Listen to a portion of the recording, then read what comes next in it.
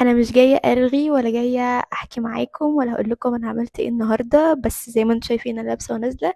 فالكلام ده جه في دماغي، حبيت اقوله لكم عشان يكون زي ريمايندر كده ليكم، ويمكن تكونوا محتاجينه ويبقى فعلا جالكم في وقته.